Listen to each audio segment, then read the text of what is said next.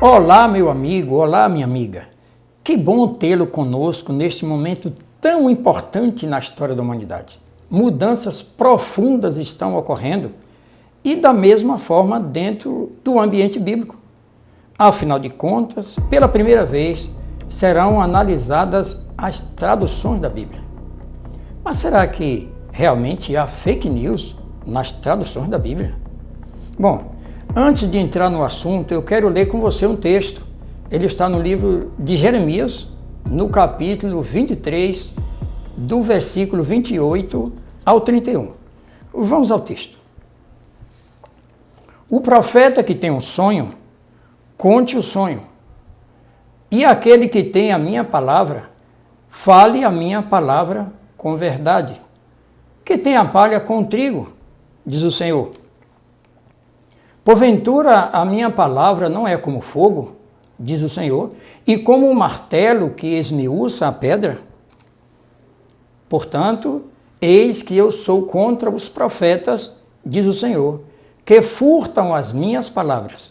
Eu quero que você atente bem para esse detalhe. Furtam as minhas palavras, cada um ao seu próximo. Eis que eu sou contra os profetas, diz o Senhor, que usam de sua própria linguagem. Esse é outro detalhe, tá? Usam de sua própria linguagem e dizem, ele disse. Eu quero que você pense agora, porque no tempo do profeta Jeremias, essa era uma realidade. E em se tratando agora do assunto das traduções da Bíblia, essa realidade também pode estar acontecendo. Mas uma coisa a gente precisa deixar claro, para não cometermos injustiça. A obra de tradução não é uma tarefa muito fácil. Para você ter uma ideia, para traduzir do português para o inglês, temos a palavra saudade. E naquele idioma você não encontra uma palavra com o significado exato. Então, há uma dificuldade natural na arte de traduzir. E é importante a gente levar em conta isso, porque até hoje você não tem sequer uma tradução da Bíblia que seja 100% de acordo com o texto original. É importante levarmos isso em conta para não cometermos injustiça. Então vamos agora sim ao primeiro texto. Está no livro de Eclesiastes, no capítulo 12 e o versículo 7. Vamos lá. E o pó volte à terra como era, e o espírito volte a Deus que o deu. Agora nós vamos analisar esse texto e vamos conferir na própria Bíblia hebraica. Claro, isso a gente pode fazer graças ao auxílio da tecnologia. Então nós vamos ao Google. Nós vamos utilizar uma concordância que já ela vem lá desde o ano de 1890, a concordância Strong. E nós vamos utilizá-la porque ela é mais completa, ela tem a Bíblia hebraica, ela tem a concordância, e ela tem também os dicionários. Então, vamos lá. Nesse primeiro verso, eu vou mostrar passo a passo, não que você precise conhecer isso, mas caso você queira acessar, caso você queira também pesquisar, e a gente vai mostrar agora as fontes, como nós acessamos essas fontes. Strong, concordância. Isso. Agora você vai buscar a Bíblia hebraica. Então, você vai ter aqui vários sites, tá? Mas o site que você vai entrar, esse primeiro aqui, você vai observar que ele tem aqui esse quadro azul. Você já está aqui diante da Bíblia hebraica. Observa, aqui no canto superior esquerdo, você já tem o livro de Mateus, capítulo 1, versículo 1. Se você clicar aqui, vai aparecer a Bíblia, aqui no caso a Bíblia grega, né? O Strong tem todos os dois testamentos. Então, vamos lá. Então aqui eu vou clicar, aqui nesse quadradinho aqui, e ele vai me trazer agora todos os livros. Eu posso clicar aqui com o mouse, e ele vai me trazer para os livros que eu estou querendo. Nesse caso aqui, e eu quero o livro de Eclesiastes. Claro, o site está em inglês, mas dá para você entender aqui. Vamos para Eclesiastes, o capítulo 12 e o versículo 7. Pronto. Você aqui já está com o versículo em hebraico.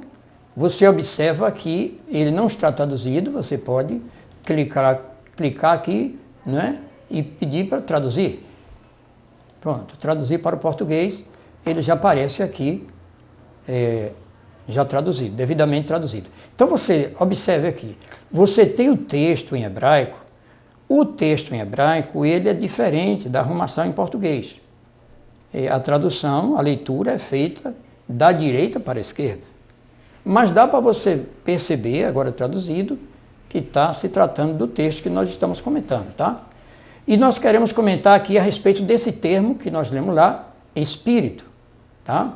O termo para espírito é aqui, você tem o termo aqui com as letras diferentes, né? As letras estão em hebraico, né? Acima você tem a transliteração, é exatamente como se lê, é a tradução letra por letra, né?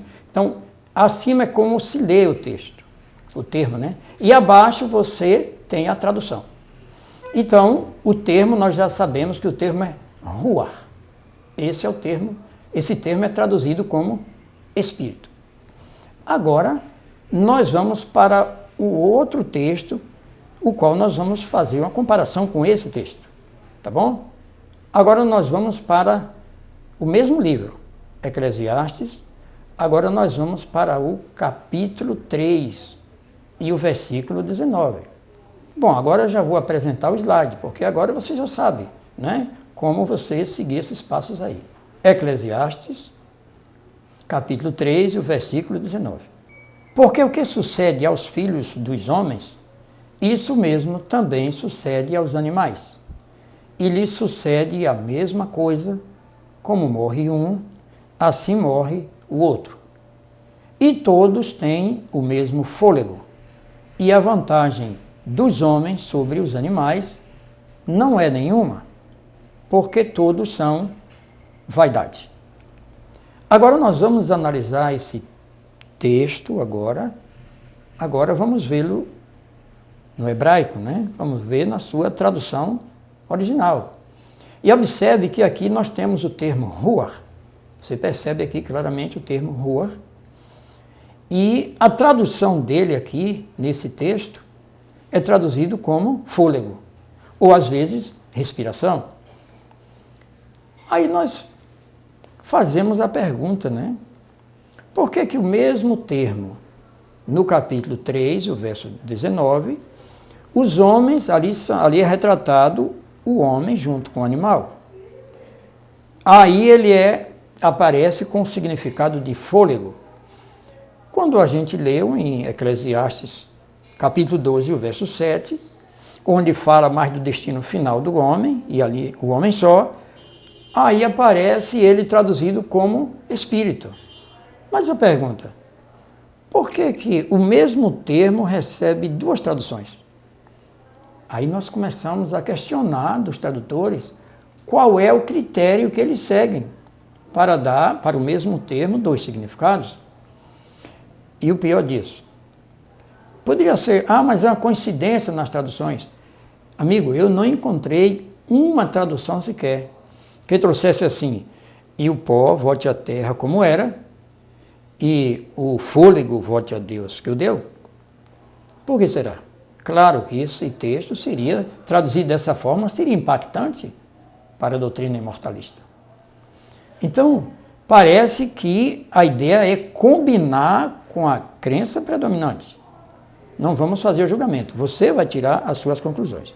Vamos para o próximo texto.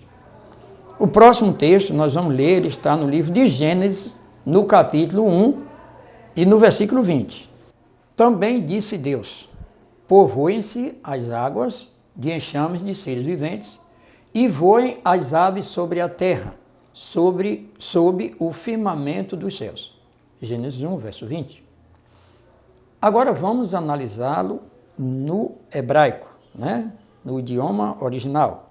Você observa aqui que o termo, mais uma vez aparece, né, o termo em hebraico, aparece acima a transliteração, como nós lemos, e abaixo a tradução. E ali aparece o termo Nefesh Hayah, para ser vivente, Nefesh Hayah. Atente bem para esse termo, porque nós vamos agora comparar com outro versículo onde esse termo aparece. Vamos lá. Agora nós vamos para o capítulo 2 de Gênesis, o versículo 7.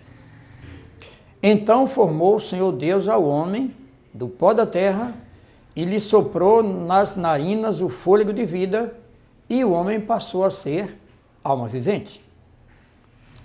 E agora nós vamos conferir mais uma vez. Esse termo, observe ali que ele aparece, Nefesh Hayah, aparece mais uma vez para fazer referência agora ao ser humano. Amigos, essa prática de traduzir o mesmo termo de duas formas tem sido uma prática infeliz na história do cristianismo. Apesar das sérias advertências divinas, como vimos no início, né? Então, isso tem trazido muitos debates desnecessários. Isso tem dividido o corpo de Cristo. Mas olha, o assunto é simples. Como nós vimos, quando Deus formou o homem e soprou em suas narinas o fôlego de vida, ele passou a ser um ser vivente. E é exatamente, ser vivente é assim que traduz a Nova Versão Internacional, um ser vivente. Então, soprou em suas narinas o fôlego de vida.